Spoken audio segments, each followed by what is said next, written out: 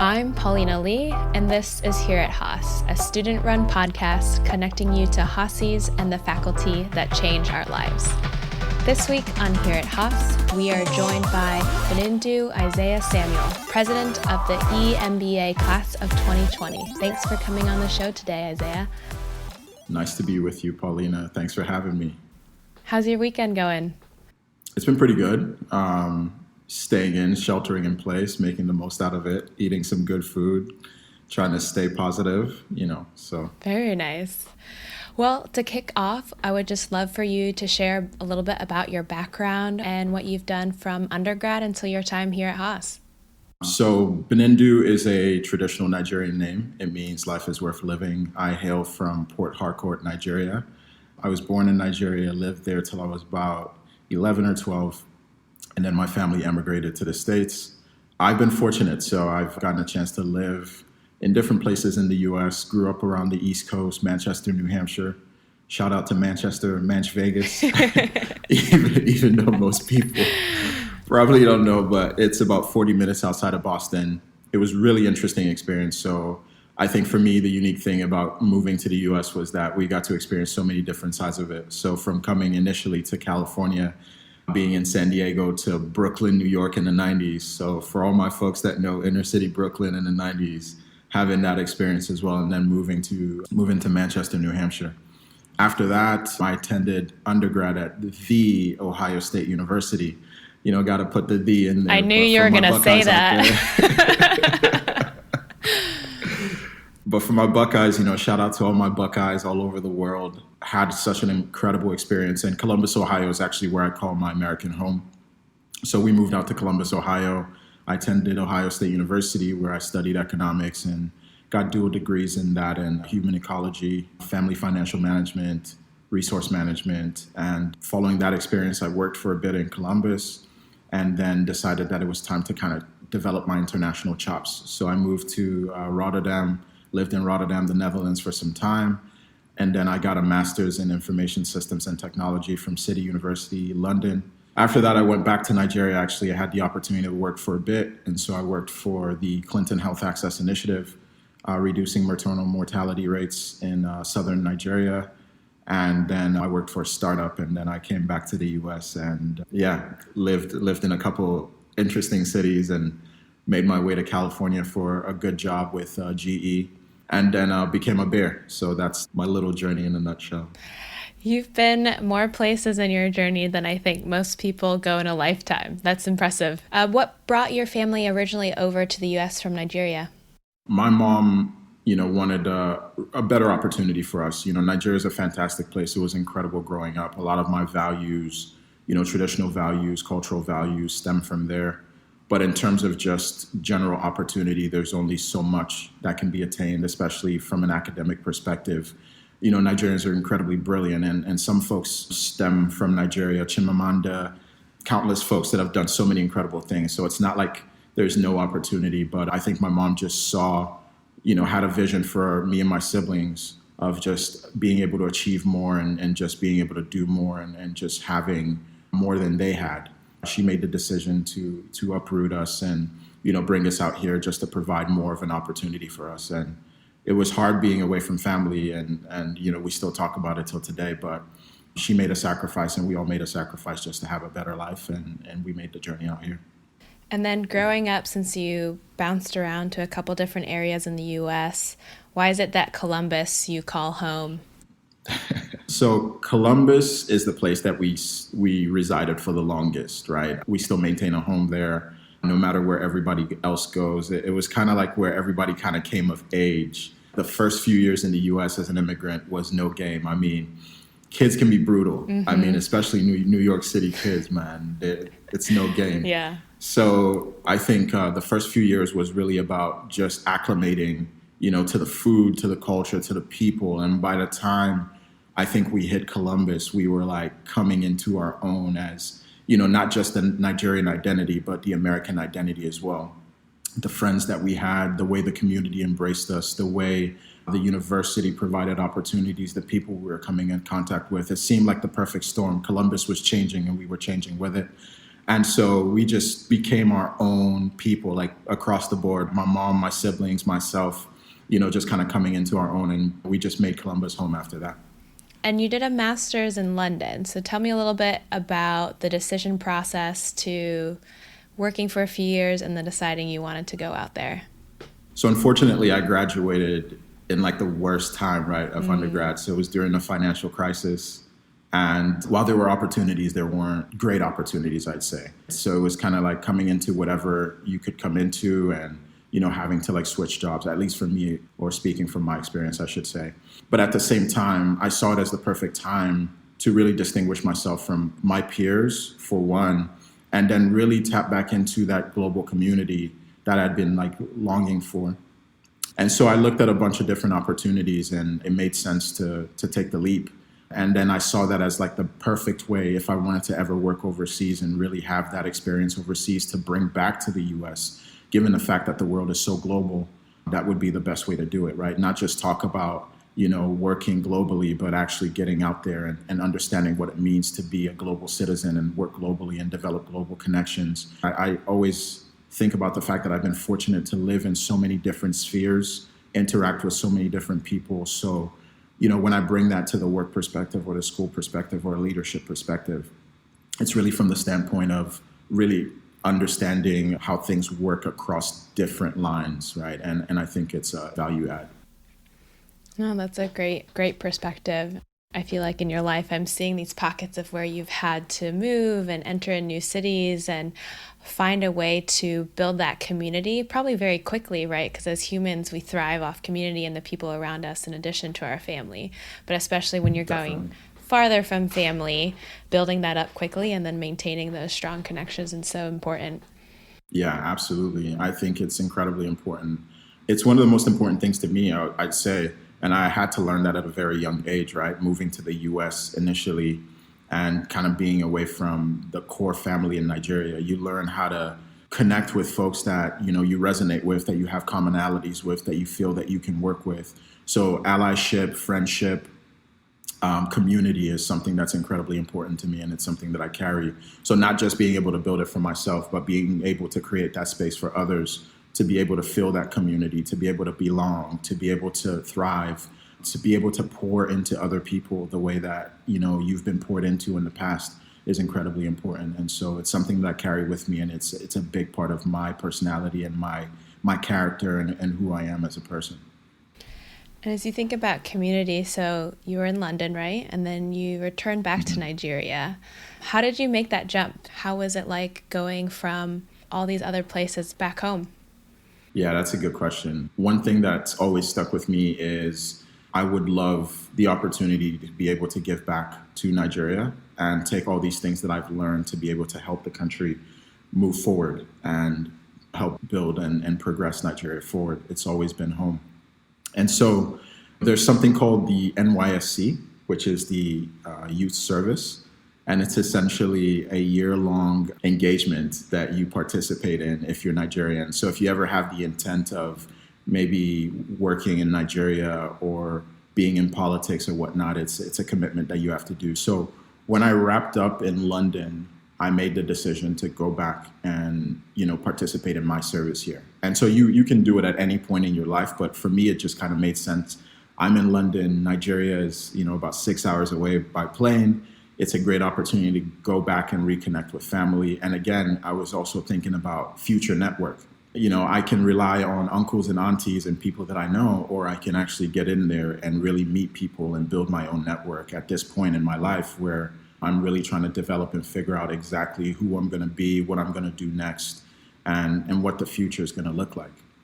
So I thought it was the perfect opportunity to kill two birds with one stone, to participate in my NYSC, and also to explore opportunities, right? The continent was changing, the country was changing. So even after my NYC, I decided to stick around until, I was like, okay, I think it's time to go back to the US and really put all these things that I'm learning into play. And how did you know that you wanted to come back to the US, or at what point when you were in Nigeria were you like, okay, I'm going to go back to the US and do something different? So I worked for a startup out there. It's one of the largest travel startups on the continent, actually. And it was a really good engagement. We had this crazy project that took me out to Brazil. And then I came back to Nigeria and just kind of assessing the way that things were going, the economic trends, the opportunities that were presenting themselves. It seemed like the right time to head to the US. I have my master's degree in information systems from Citi at this point. I really want to start burrowing into, technology. Yeah, so it just seemed like the right time. Just kind of made the move. And how long did you work at GE before you decided you wanted to go back to school again? I was in Atlanta before I actually moved to Cali. And I was actually exploring an MBA program out east in Atlanta. So I'd gotten into Emory University, and it was a great opportunity, and I was seriously considering it. But Haas is a school that I've always admired from afar. And I started at GE 3 years ago, and the opportunity involved me leaving Atlanta and moving out to the Bay. And so I had a tough decision on my hand. Do I stick with this great MBA program I'd gotten into, or do I take a chance? And so coming out here, I honestly thought like it was Haas or bust, to be 100% honest, right? Mm-hmm. I'd done my research. Obviously I had an affinity for the school. I talked to folks and learned about the community. And again, community is something that continues to come up. And, moving out here, that was my intention. Take this challenge role, this growth opportunity with GE. And in the back of my mind, I'm coming out to the Bay and I'm going to get into Haas. Like, I don't know what it's going to take. I know I need to put in the work, but this is where I wanted to be. So I rescinded the offer at Emory, and I made the move here. And that was about 3 years ago. And then I decided to apply shortly after that. What made you feel so drawn to Haas, or how did you look at it from afar? So, obviously, Berkeley, you hear the name, everybody knows the name. Even my folks in Nigeria are super proud of me, the fact that I'm at such a top school, and it's something that's recognized. But I would say more so what made the difference for me was just the connections that I was able to just cultivate in such a short time. So luckily for me, I got into GE, and a colleague was in the evening weekend program. And I started talking to her, and she mentioned, hey, I know this other person, you should talk to them. And so I would reach out and they would respond right away, right? And they would say, hey, no problem at all. What is it that you want to know? I can meet you for coffee, right? So it was Melanie Awule. So she connected me with a gentleman named Chijoke. And I sat with Chijoke, I met him, and he broke the program down for me. He connected me to Eli Andrews, and Eli was receptive as well. He was like, yeah, whatever you need, let's talk, let's do this. And it was just a series of connections. And each time I'm getting to learn about the program more, learn about the personalities of the folks that are in the program, and just seeing firsthand what a community can be like and what a community can do. So the first impressions just from the people were great. And then coming on campus and sitting in classes and learning a little bit more, you already have that expectation from a world-leading institution.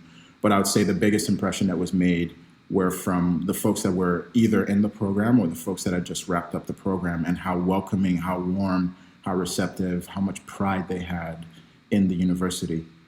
Even now when folks reach out to me, I feel like I have a sense of responsibility to be able to give back as well. And that's something that's incredible to me. And that community feel, again, is something that I cherish. And it's something that spoke to me and part of the reason why I wanted to be a Bear. I think that's great. And I think that's one thing that stands out when you ask people why Haas is they just were attracted to the leaders currently and alumni and just the community and the diversity of the community, diversity of thought. But still at our core, all of the Bears and Haassies are just all around amazing people. So definitely agree with you. Feeling fortunate to be a part of the community. Was there anything that when you started at Haas that surprised you about the program? Yeah, for me, it was just like the diversity, right? I think it's something that's been discussed, and it's something that the administration has talked about improving. But in my executive MBA class, I was quite shocked at the lack of diversity. And when I say diversity, I mean more so African-American diversity. Mm-hmm.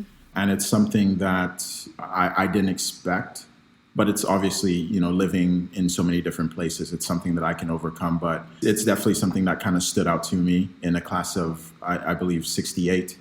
There are about 3 folks that identify as African American. So that was definitely something that stuck out to me. And it's something that I'm hoping that can be improved in the future, because I do believe that, when we talk about equity and inclusion and access, we have to be able to create spaces for folks to have a seat at the table. And being at institutions like Haas is definitely a way that people can participate more and have seats at the table. So whatever needs to be done, definitely willing to help. But it's definitely something that stood out to me. First day of class, just kind of looking around and saying, oh, okay, I guess this is it. Yeah, it's very true. And one thing I did want to kind of shift over to that you're a part of is you obviously have a passion for communities and networks. And I would love for you to share a little bit about your work with the Equity Matters community, just how it came about, what the mission of the org is, and how you're involved.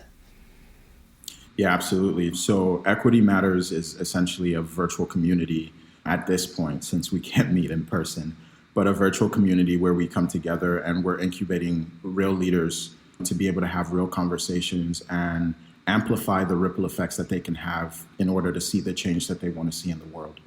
With the incidents that happened around George Floyd and his murder, I felt the need to at least speak up and say something. And it really started with a letter that I penned to my class, just essentially urging everyone to know that, we all have a role to play in whatever capacity in order to see the future that we want to see. And then outside of that, I compiled a lot of resources.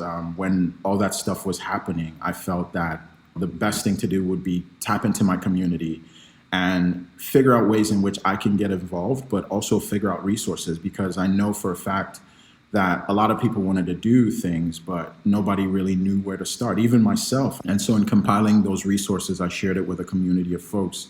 And I actually presented the resource to one of my friends, Rashonda Udeku, who actually co-founded the community with me. And one of the presentations was from Janae Butler, who was a TPM at Google, and it's the Standing United presentation on allyship. We combed through the presentation, we realized that it was fantastic, and then the next thing came up, like, how do we get this in front of people, and how do we share it? So we spent hours and countless hours kind of building out this program in order to host our first session. And the first session, we were actually joined by Janae, and we were able to present the information to about 30 leaders from across industry, and then have a breakout session to really ask questions and talk. And we really thought it was just going to be one session, but what that's kind of grown into is this online community called Equity Matters. You can join on LinkedIn, and we're looking to expand. But essentially, we had the first session July 1st, we had the wrap-up session on the 31st, but what we're going to be doing is every month we're going to start promoting conversations like this. So future topics include data and diversity, quiet leadership, different topics where we can have a speaker come in and really educate the community, and then open it up to dialogue and creating spaces for conversations that people otherwise may not be able to have, but can have within this community and can have with a diverse set of folks who are really looking for tools, resources, and just the community in which they can learn and grow from. The hope of this community is then for everybody that joins to be able to go back into their spheres of influence. And no matter how small the ripple effect is, just make that change that they want to see in the world. And that's essentially what we're doing with Equity Matters. I love what you said at the end there, just how the impact can come through, right? Because I think everyone at their heart wants to do something, but it's hard to know where to start. And to your point, just having the dialogue, having the safe space to think through how this affects you and those around you, but then also challenging people to bring it back into their spheres of influence, right? And influence their organizations, influence their own communities. And to get involved, do people just go on to LinkedIn, or how do they get involved with the community?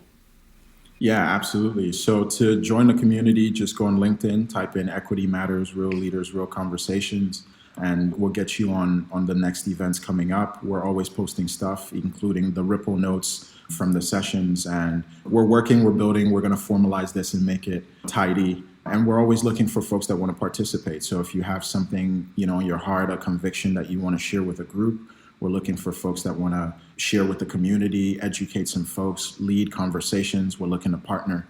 One of the things that Rashonda and I always talk about is the fact that we have to approach this from, a heart posture of service. Mm-hmm. And so we're looking to set the table, we're looking to serve, and we believe that through community and conversation, anything is possible.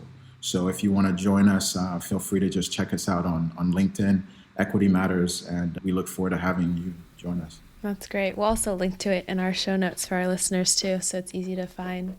But you also shared about being a leader in the community, and you're president of the EMBA student body. Would love for you to share why you decided to get involved in student leadership and what you've learned along the way. I'd say I have a heart for service. Initially, when I started the program, I just wanted to ride the wave, for lack of a better term, and just do my thing, mm-hmm. lay low, get my degree and go. But as I got to know my cohort, they're an incredibly talented, lovely group of folks. And I saw an opportunity to be able to serve. I essentially just kind of looked at everything and saw that it would have just been an opportunity for me to try to make the experience better for the group and really help to enhance in whatever capacity that I can and bring us all together. And so that was the reason why I decided to kind of step up in the capacity of president to really just serve the class and do whatever I can to make our experience as best as it can be. What have I learned from being a leader? I would say that there is, in this time that we have of the challenges of COVID, there's no better time to try and, if you want to get your feet wet and practice leadership and crisis management and whatnot, there's no better time for that. So I've learned so much. I think even leading in the capacity of president during this time can be an MBA class on its own. The biggest things that I've learned is, first things first, there's always room for improvement, in the sense that the needs of the class before we started sheltering in place or the end of term 3 are completely different than what the needs of the class are now. So being able to shift your focus and perspective to be able to meet your constituents and the folks that you're trying to serve is incredibly key. The second thing I've learned is you got to have tough skin. You got to be able to move past the comments or the sentiments and really be focused and really think of what it is that you're doing, why you're doing it, and how best you can do it outside of criticism, outside of sentiments, and really just understand that you're in a situation and a position to be able to serve as best as you can. The third thing I've learned is nobody is Superman. Like, no matter how much you think you're Superman, you're not. And being a leader is also being able to rely on other incredible people to help pull the weight. And being a leader is stepping up, but also being able to fall back where necessary, so that you're also creating the table and creating the space for other folks to shine. Because at the end of the day, being a leader is really not about you. It's about service to the class.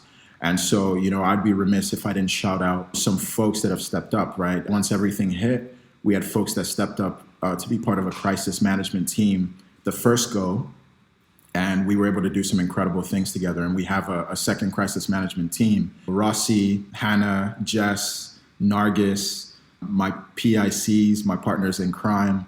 We meet with the program office consistently, hashing out things that the class needs, trying to make sure that we can capture the voice of the class and bring it to the program office, and just really serving as that bridge. It's not been an easy go, right? Especially with everything going, but I just got to shout out the team, right? That's really what it's about. A leader is nothing without an incredible team, and everybody that's been really focused on making the experience great for the class has stepped up. And then the other thing I would say, finally rounding it out, is just learn to be dynamic, right? Like, you have to be fluid. You have to be able to wear multiple hats, and you just have to be resilient and keep pushing. So those are some of the mini lessons that I've learned. But shout out to the EMBA 20s. I know it's not easy, but we're doing this and we're going to be okay. But shout out to the entire program office, for the EMBA program office. You guys are killing it, because it's not an easy job. Nobody expected any of this. You guys are trying to do the best that you can, and we appreciate it as a class.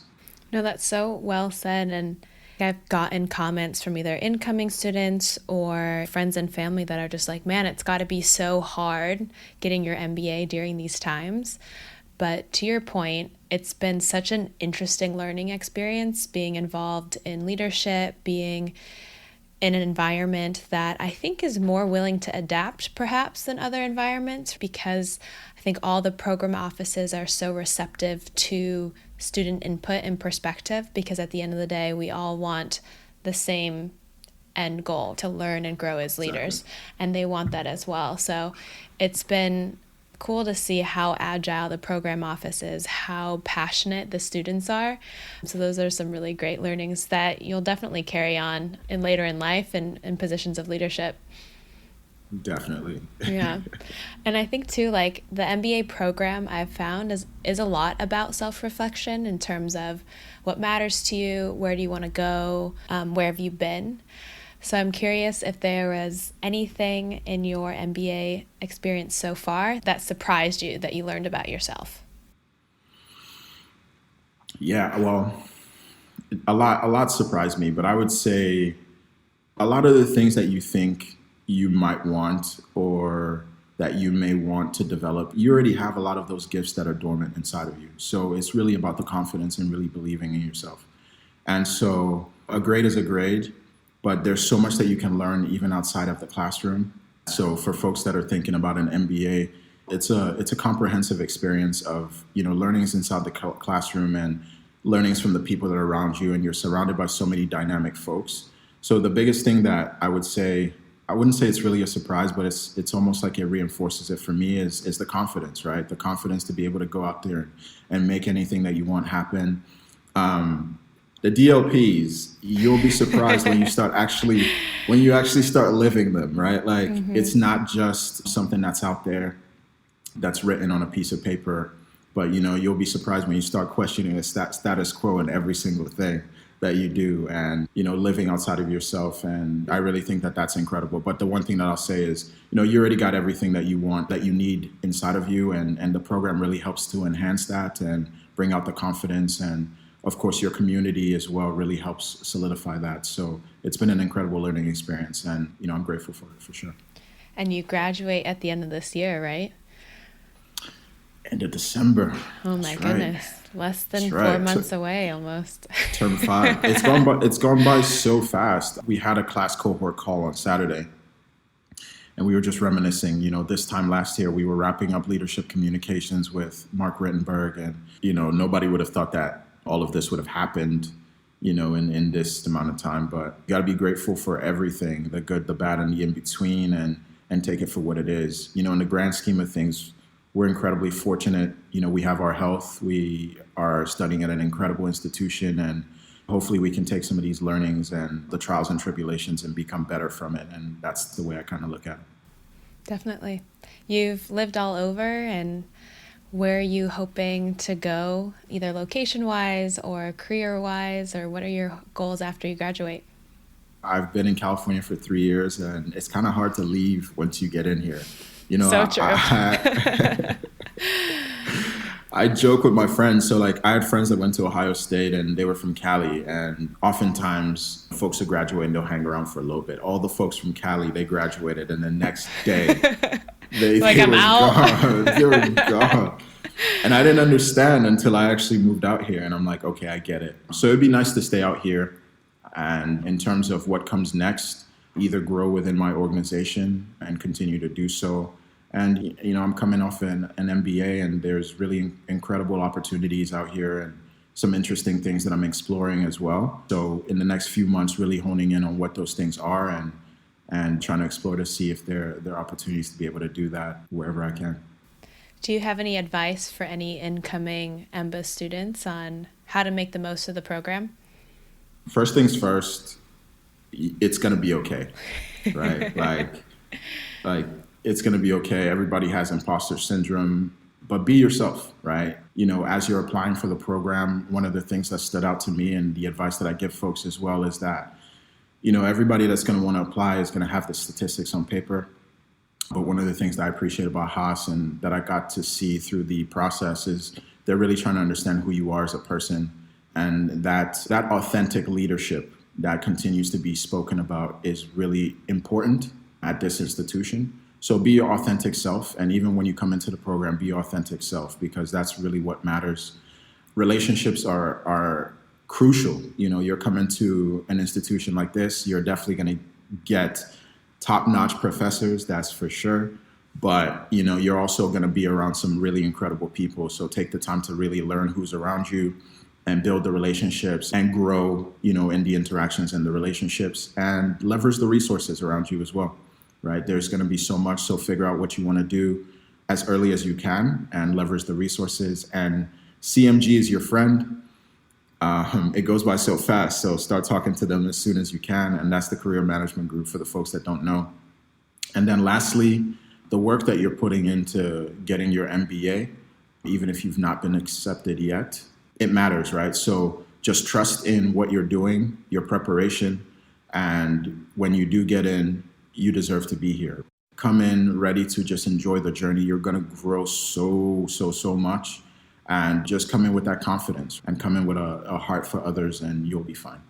I think that's great. I think it is true, though. I think a lot of people show up with imposter syndrome, myself included, and just kind of accepting it, noting it, and then just letting it go is so important. And then obviously the people here are amazing, and just leveraging all the resources. Is there anything after you graduate that you're most looking forward to with some of that free time you may actually have now? Yeah, I'm looking forward to it. I'm saying that now, but I know I'm gonna miss the grind. Like, even when I have free time now, I'm like, this seems like a trap, like a trick. Like, I know I should be doing something. No, but I'm looking forward to just taking the energy, because I feel like there's rigor with the program, but it puts you on such a level of execution that can be applied to so many other things, right? So whether it's the side projects, whether it's building out Equity Matters even more, whether it's getting out into the community, whether it's traveling, there's some side hustle stuff that I've been, thinking about, but I don't really have the time to get into. So exploring that a little bit more. And then the creative side as well. I like to write poetry and make music and cook food and do photography and design stuff. So having the time to get into that again and kind of exploring that will be really cool. So it's more so like the personal passion, the personal projects, and just taking that energy and putting it into other spaces as well. I think people underestimate the capacity you have as a human, honestly. And I think Absolutely. Doing any sort of part-time school really opens you up to like what is possible in a day when you prioritize and you're efficient and you take a really hard look at what's important to you and what brings you joy, and then what makes impact on the community and the people you care about. So it's great that you say that. I hope you get the time and the energy to do all of that. Or the perfect project that does it all in one. Exactly. But like you say, right, like it's really all about prioritizing, right? So something's going to hit the back burner. Something's going to be in front. Yeah, I'm just looking forward to it. I know I'm going to miss the program, but you take that energy and you put it somewhere else. I'm definitely looking forward to being able to like chill. Right. You're like, it's been a great program. I've learned a ton. Want a break, and then I'll do some other stuff. Yeah, and as soon as I'm done, I'm gonna be like, oh my God, I miss it so much. How can I get into auditing a class or something like that? Oh, I'm sure you'll have plenty of projects that fall on your plate. Right. Is there anything that you do now in order to kind of relax or take a break from school and work? For sure. I got to work out, right? Training is big for me. So making sure that I stay in the gym and maintaining my body. I think in this, with everything going on now, just being stagnant at home all the time, I make sure that I get to the gym, get at least 45 minutes in. Mm-hmm. I'm actually going deeper into the whole training thing. So I'm hoping to get my body right and keep my body right. So that's important. The other thing that I really like is, trying to create in some sort of way, right? So whether it's, just recording some music that I've written, or you're just messing around with poetry or some sort of like design work, building something is important to me, like just making something out of nothing. Even cooking is that for me, right? So just getting in the kitchen and chefing something up and just enjoying a nice meal. And then obviously with wherever I can find time, Me and Rashonda, we're trying to build out the Equity Matters group and create better programming for folks. And I think that's the project you were talking about. It really encapsulates all those things into one: service, creativity, and yeah, it's pretty cool. That's great. Well, thank you so much for coming on the show. I really appreciate it. It's been fun. I really had a good time talking to you. Thank you. It's fun chatting with you. And thanks for listening to this week's episode of Here at Haas.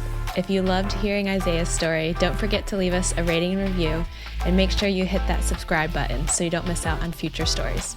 Until next time, I'm Paulina Lee, and this is Here at Haas.